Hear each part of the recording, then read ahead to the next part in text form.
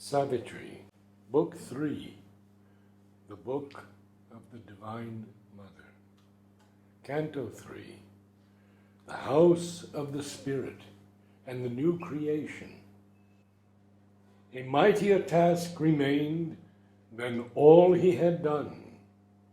To that he turned, from which all being comes, a sign attending from the secrecy, which knows the truth ungrasped behind our thoughts, and guards the world with its all-seeing gaze.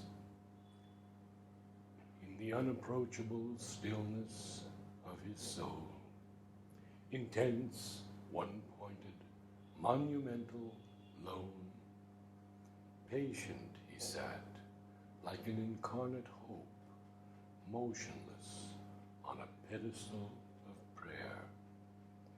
A strength he sought that was not yet on earth, help from a power too great for mortal will, the light of a truth now only seen afar, a sanction from his high, omnipotent source.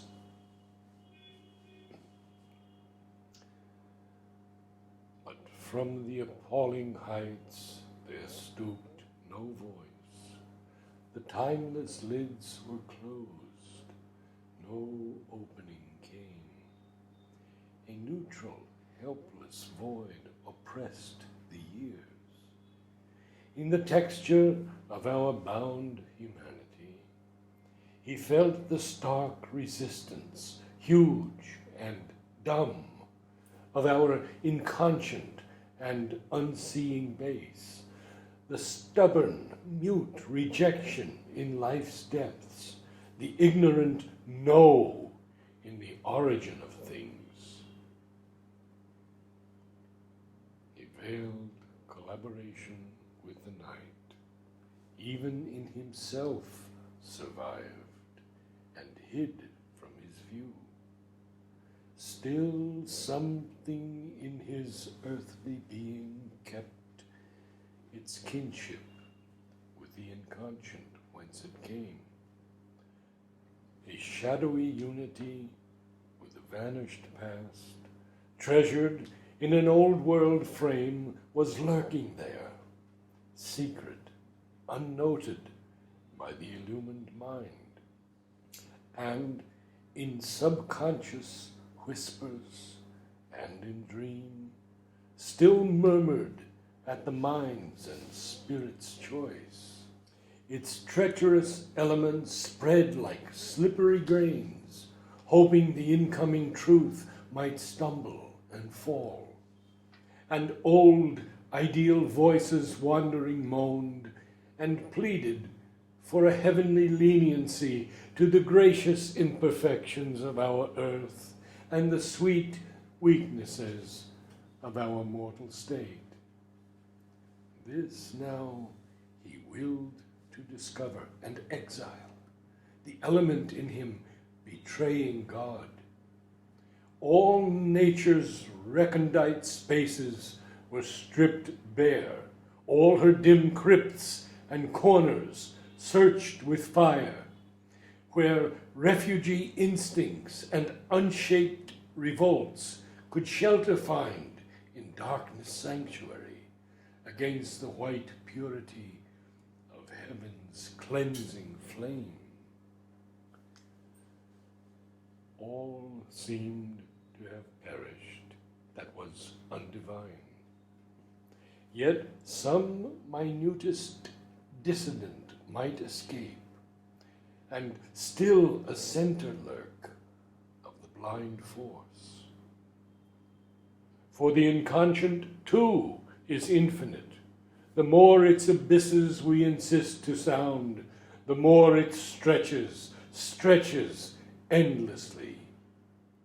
Then, lest a human cry should spoil the truth, he tore desire up from its bleeding roots and offered to the gods the vacant place.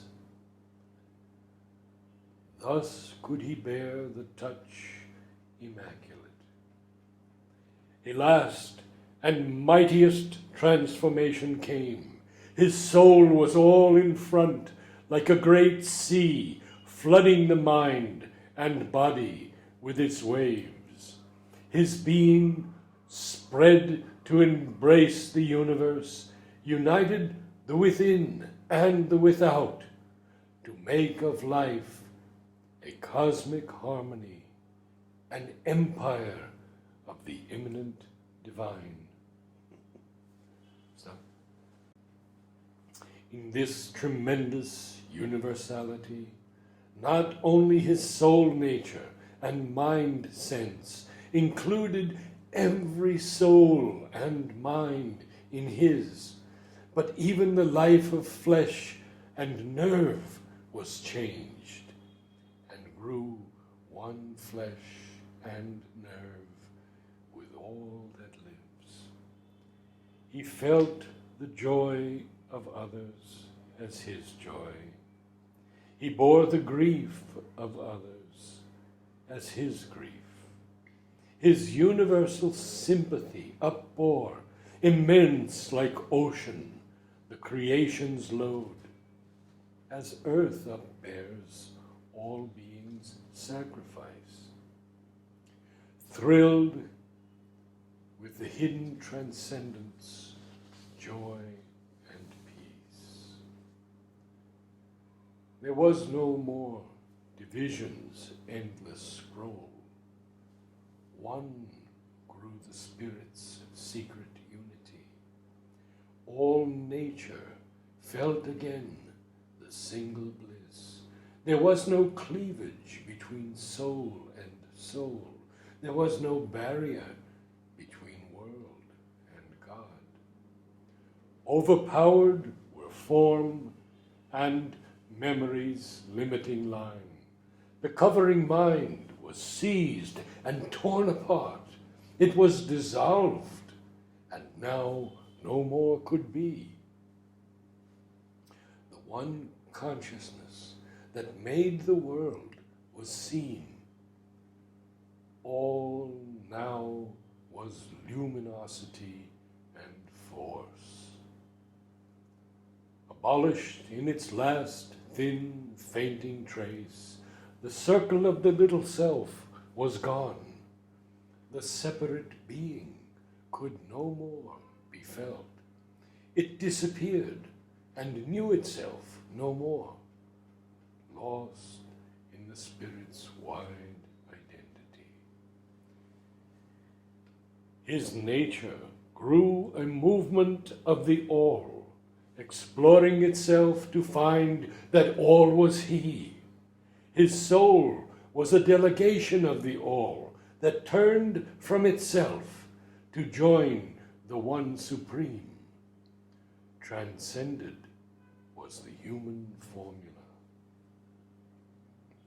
Man's heart that had obscured the inviolable assumed the mighty beating of a god's. His seeking mind ceased in the truth that knows. His life was a flow of the universal life. He stood fulfilled on the world's highest line, awaiting the ascent beyond the world, awaiting the descent, the world to save. A splendor and a symbol wrapped the earth. Serene epiphanies looked, and hallowed vasts surrounded. Wise infinitudes were close, and bright remotenesses